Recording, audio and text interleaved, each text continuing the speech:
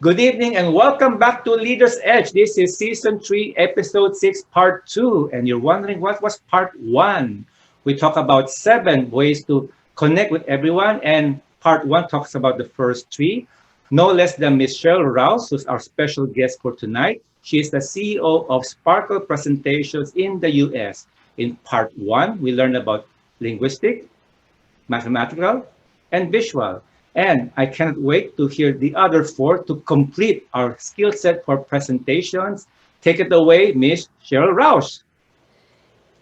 Thank you so much, Nelson. Wow. Well, let's take a look then, pick up at group number 4, which is now musical or rhythmic. There's a lot of questions that come up regarding this particular channel of communicating with other people because immediately people say, well, I don't sing. Well, hey, I know you love karaoke. So that might not be true.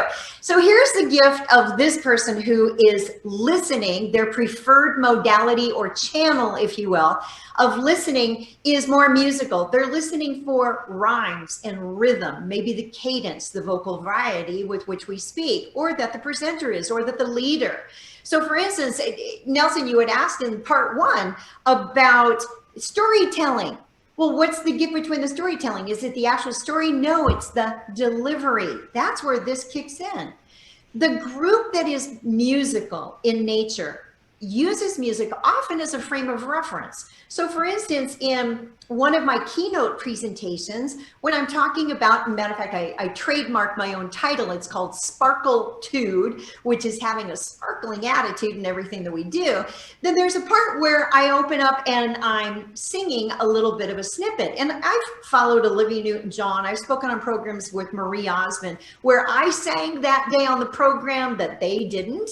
So one of the references as an example of this, and keep in mind, I am not a singer and you do not need to be one either to pull in this particular channel because your listeners need it, even if you don't think you do. So for instance, one of the song references that I use here is Carole King. Do you remember the Tapestry album? Do you remember that one? Yeah. Yeah. Nelson, do you remember albums? Yes, Remember? that's true. I remember vinyl Yeah. records. Right, and what about 8 tracks, right? So Oh, this one, and maybe your wife remembers this too then, is the song is You're So Beautiful by Carole King. And it goes something like this. I just do a snippet because it makes a reference here. And it goes something like this.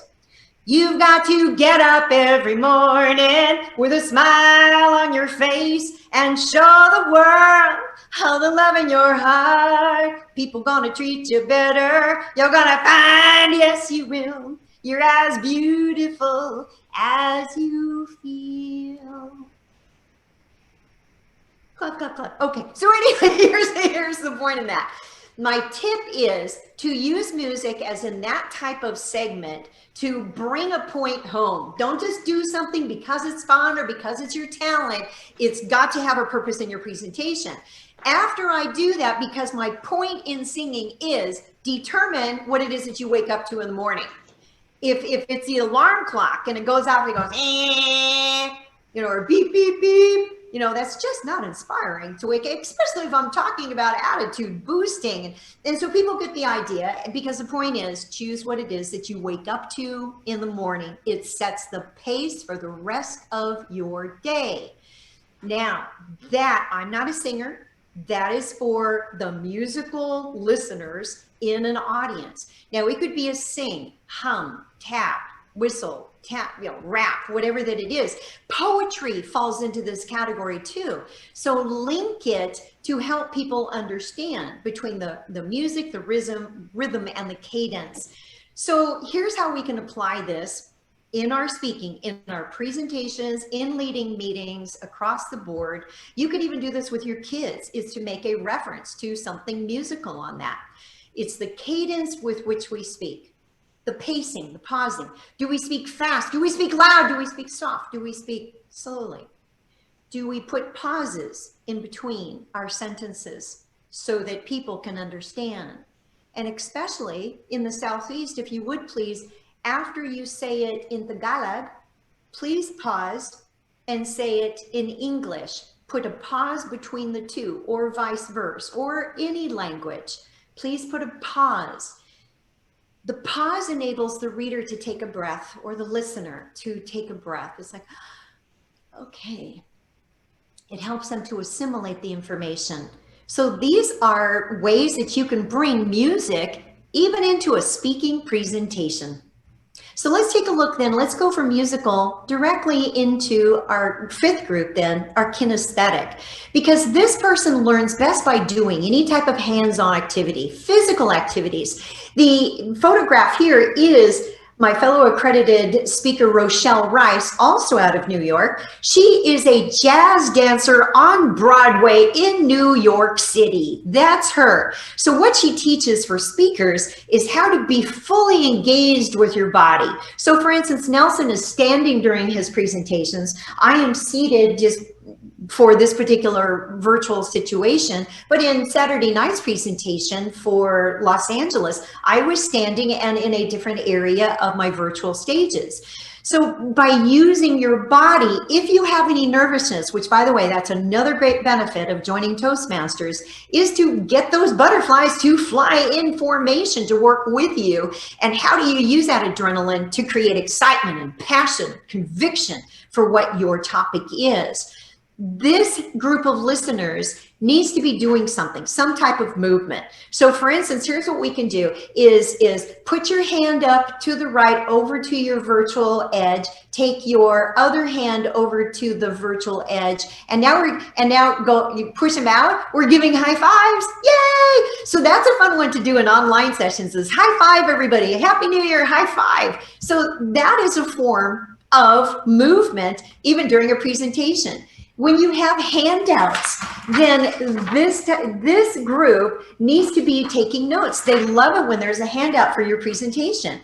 And one of my tips for speakers, coaches, consultants, mentors, leaders is always provide something that people can capture those great ideas on. So they need movement and they need touch. And here's an example of doing the high fives during one of the live presentations presented by the Bureau. And we want some type of fun with that. So there you go. So let's take a look at those two categories there. So can you give us some ideas how to incorporate musical and kinesthetics in a presentation? Because when people think of presentation, they think about words and just words. So to spice it up, how do you suggest for musical and kinesthetics? For musical, it could be that, like I did the segment, the little snippet kind of thing. What if you did a poem or a rap? What if your particular topic is on something? So for instance, Nelson, give me a topic. Give me a topic. Let's say about business sales projections. Thank you. Well, it's hard. Okay. All right. Challenge the coach here. Okay. Yeah. Business sales projection. So it could be that I would want to create a rap on that. I would say, okay, it is now. This white girl doesn't rap. Okay, just to give you an idea. So I would try and create some type of poem in that. It's like, now it's 2021. Let's look at what we've done. Create some type of something, especially if you're an engineer or you're the CEO of an organization, they're not going to expect something fun like that. And then they may go, oh, not a typical boring business meeting. Whatever that it is. It could even be that you put up on a slide, and I see this, this is beautiful in church services where the music is playing in the background and the songs. Now we do this in karaoke where the lyrics are rising up on the screen. So whether it be church or karaoke, then that would be a fun one for musical. And musical goes along with kinesthetic in that people are involved. Because another tip about kinesthetic is that kinesthetic people are in touch with their senses. So think about what our senses are. They are sight, smell, taste, hearing, feeling, all of those. So then if we can create a story, linguistic, that says, imagine if you will, now we see it, we're already there. You are standing firmly, kinesthetic, on an overlook to the ocean, and you smell the wafts of the sea salt through your senses. Wow. And I'm just making that up spur of the moment. So then if you tied in mathematical, there are 3 seagulls flying overhead. You hear them, ah, ah, ah, and it brings you back to the focus of, why is this important? To be present in the moment, to have balance between work and life, and to remember that we are surrounded by the beauty of nature, and all we need to do is be present. That taps into sensory, to the storytelling. That, you know, Nelson, that combines all 5 of these so far that we've talked about of the 7 channels. And that's brilliant. And I can see there's a lot of thought that has to go through it. So I'm glad I heard that example. It gives me a template. It's brilliant, I will say. And then the other thing is that it can apply to anything. I'm intrigued by an example of church service, because also people, they jump, they shout, they clap their hands. So that's another kinesthetic thing. There's some more examples here too on the worksheet that people can email me for, to give you an idea of what I have for suggestions on here that they need to move. It could be demonstrations. It could be tactical experiences. As you are showing someone how to do something, that's visual. Show them how to do it. A linguistic, you can just tell them what to do, or they could read it for themselves. Mathematical needs, okay, step 1, open the book. Number 2, read page 1. Number 3, you know, whatever that it says, okay? So then sports, any type of games, physical exercise, if you can, for field trips. If in leadership, if you're talking to your team about why we are moving our location to this other office, maybe we're downsizing, or because many of us we're remote now, then it could be, all right, give them examples of where things go. Make sure to have plants in your environment to offset the electromagnetic fields. That's a whole nother thing. That was a linguistic reference, by the way. So then physical exercise, take them to what the new location is. Actually have a field trip. Don't just tell them about it. Take them there so they can walk the premise. As you're teaching your kids how to make holiday cookies, you can tell them, you can show them, but they don't learn it until they do it. Then you can put some musical on in the background. And by the way, if you are studying for a very difficult test, or you need to memorize something, put music on lightly in the background, softly. And especially, there's a huge book called Super Learning that's by 5 different authors. And it gets into the psychology of how music affects us. One example of this that relates to studying or calming children down, or stress management for yourself, is to listen to music from the Baroque era, Baroque, especially Pachelbel Canon in D from the Largo area. It's beautiful. It reminds me of angels dancing on their tiptoes, and it will calm people down. If you're studying or you're practicing your presentation, then put this in the background, because it will help anchor. More memory and retention is greatly enhanced. So there's some bonus tips. Yeah, I learned something there, because I know certain presenters who would then have those lag times, they fill it with music. Now I understand why. Now, let me ask one more question before we go to the last 2, because I would imagine a linguistic guy would say, what, you want me to do some musical, something kinesthetic? I'd rather sit down and read. How would you persuade that guy to go with the other modalities? If a linguistic is saying, oh, you're going to make me listen to music or something, then linguistic, who would like to read it, give them a poem instead. Now that still feeds into their preferred channel.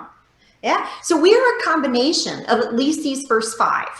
And to answer your question of, you know, yes, we want to be able to use and to shift our channel to whomever we are connecting with.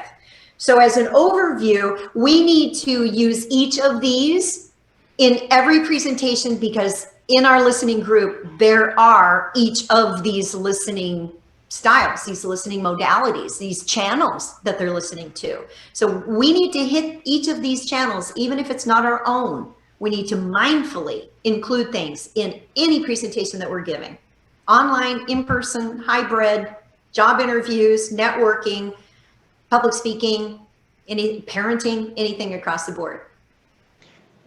I got it. Not one size fits all. That's the key takeaway for this one. If you miss one thing, don't miss this one. All right, then let's now proceed with the last two. Do the honor, Cheryl.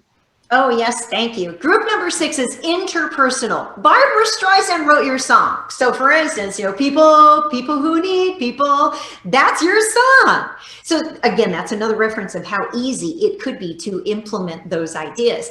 This person comes to life when there are other people involved.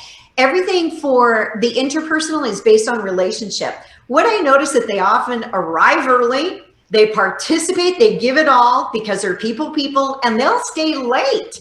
So here's from one of the sessions that the Bureau conducted that they love the brainstorming. So for instance, Nelson, let's combine group number 1, linguistic, with group number 6, interpersonal. These are the people who are going to be very lively in those discussions, and they appreciate any type of group experiences on that. So people. And then group number 7, not that they're the opposite, if you will, not a complete opposite. Here's their strength, though, that they need space to think. They prefer the self-paced information. So as you had said, the linguistic, give them the book to read. They're good. Mathematical, give them the spreadsheet, and they can tell if the number's off. It's their superpower by 0.01. It's amazing how they can just tell if the numbers are off. You know, with the visual people, make it look pretty, give them some pie charts that go along with it to help support that. With group number 7, they want to review the information. Here's what happens at our meetings. And we cannot take this personally as a presenter. This one threw me in my early years of speaking. I took it personally. So I'll share that with you here. One of my greatest lessons is not to take it personally. If a person in your audience is sitting with their arms over their chest, or arms over their chest and probably leaning in at their kind of leaning onto their hands, this is not necessarily that they aren't listening. It could be that they are thinking, because the intrapersonal is introspective. As they're listening to your presentation, they're going into their files of, how does this relate to what I've learned before? How is this related? Does this align or conflict with what I know, think, or believe? They're pulling up all of those files and they're going, okay, I believe that. I'll think about that some more.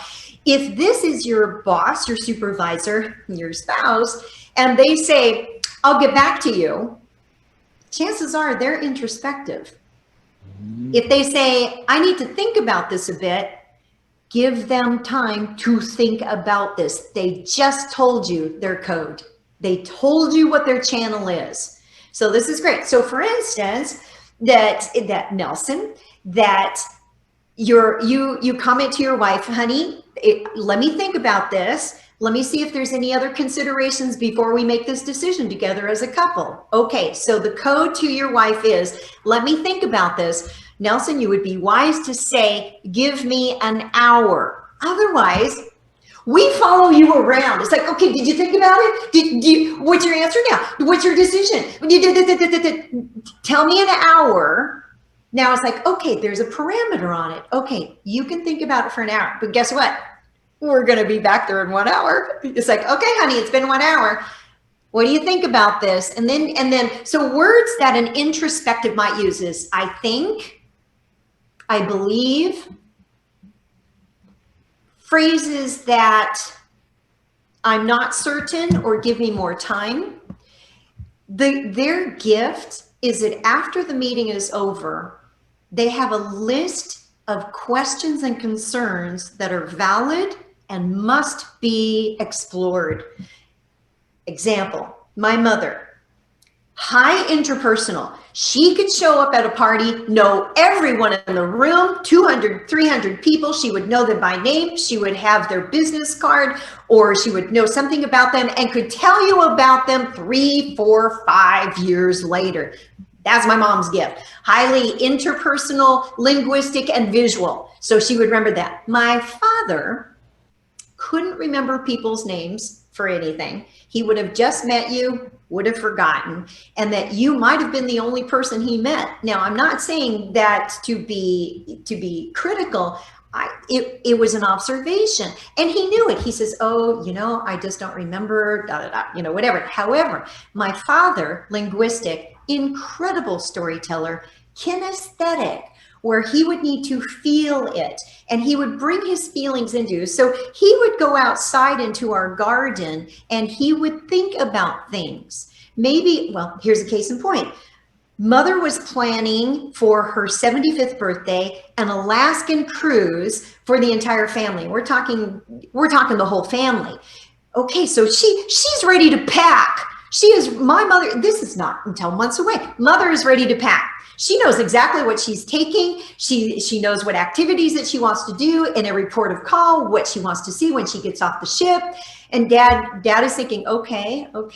So dad goes out to the garden where he can introspection, think, feel, create the words for what he needs to come back in and ask. Because my father's brilliance was, okay, so this is a great idea. Have you thought about how we're getting from the airport to the ship? Nope, none of us got it. That was his gift, is to see what was missing. More pragmatic, filling in the pieces. These people, incredible problem solvers.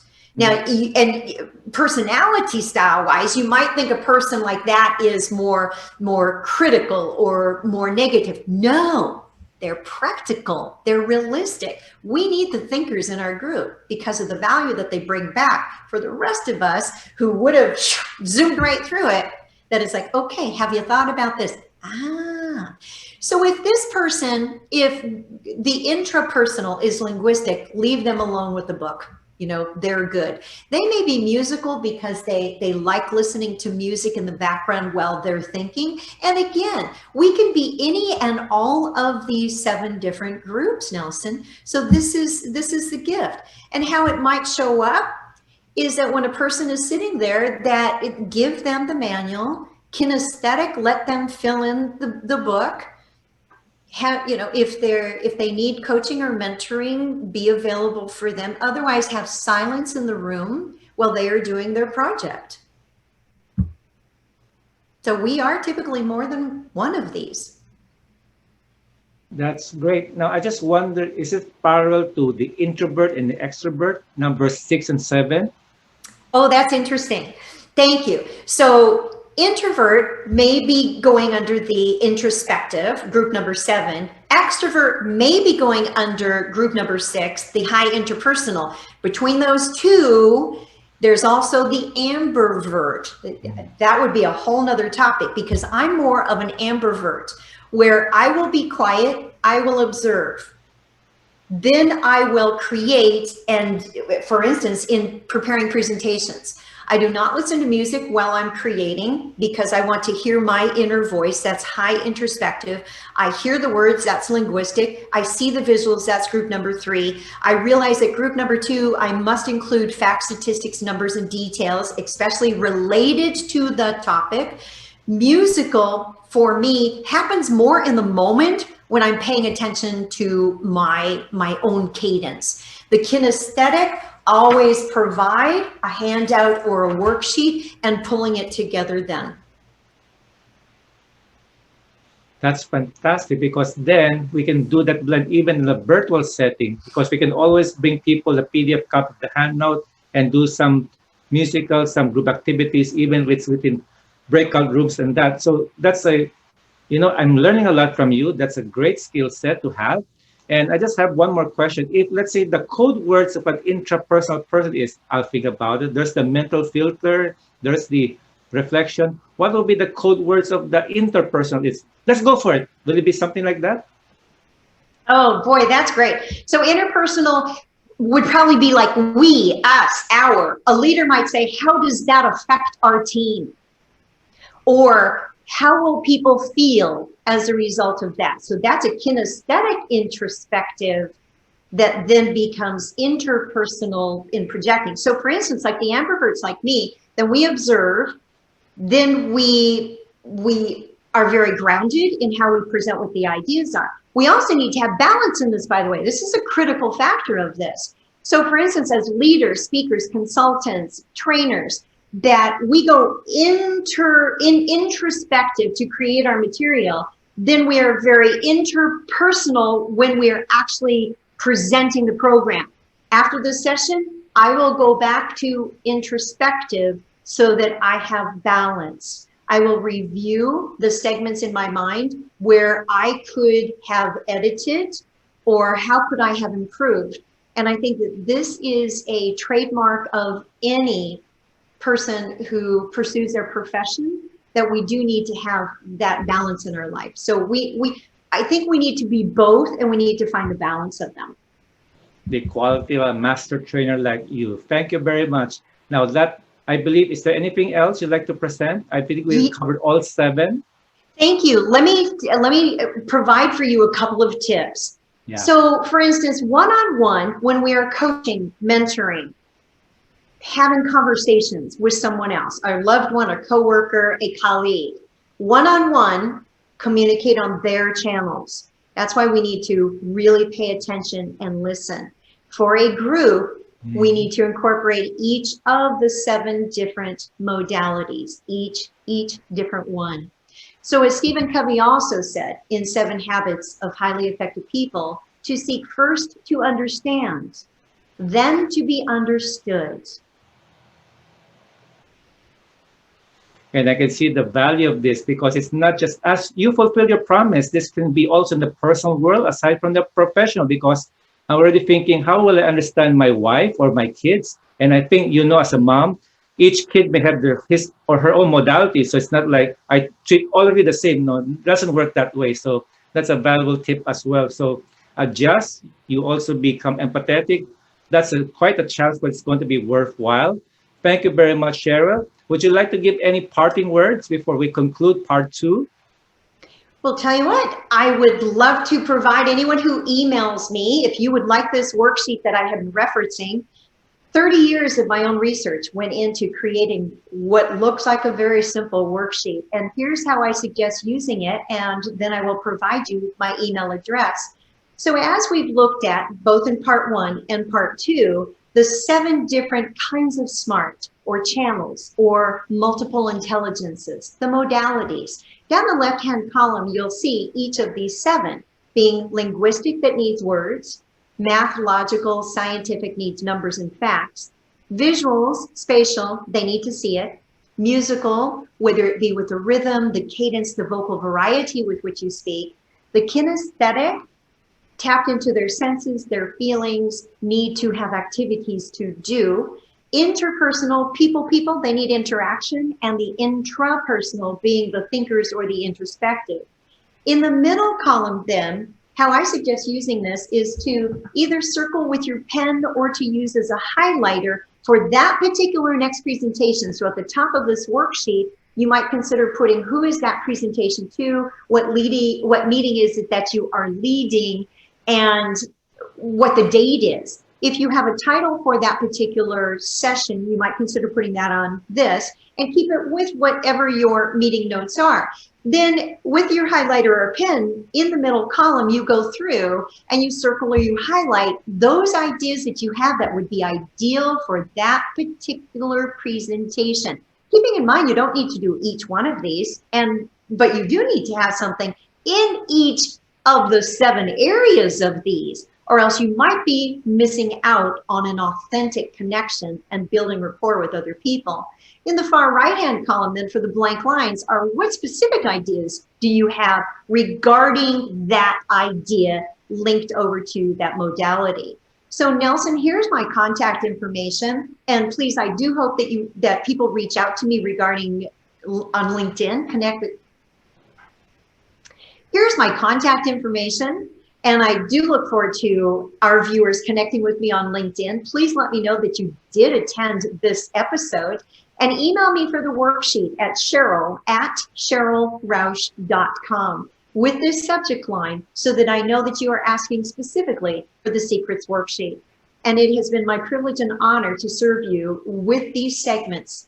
So thank you very much for the invitation. And may you connect and have authentic rapport with every person, personally and professionally, that you connect with them anytime, anywhere. and you never know where it's going to lead you. As a result of my work in this matter and working with many stars out of Los Angeles and sci-fi, I had the privilege of working with and being the personal concierge for Leonard Nimoy, who was a Toastmaster. He told me that himself in 1954. So may you live long and prosper. I agree with that one. So thank you very much, Cheryl. The honor is all ours. We so are further enriched by this kind of session. Guys, please feel free to contact Cheryl and get that worksheet. I know I'm going to do it. And Cheryl, I think you're going to be ready for a deluge of email requests. So thank you very much for sharing a large part of your knowledge. And I know that's like sharing yourself, and we appreciate that. So guys, join me in thanking Miss Sheryl Roush. All right, that wraps up part 2, and we had a great time. I'm sure you had too. Join us again for the next episode, another powerful segment of The Leader's Edge, wherein we have learning is a never-ending journey with limitless business.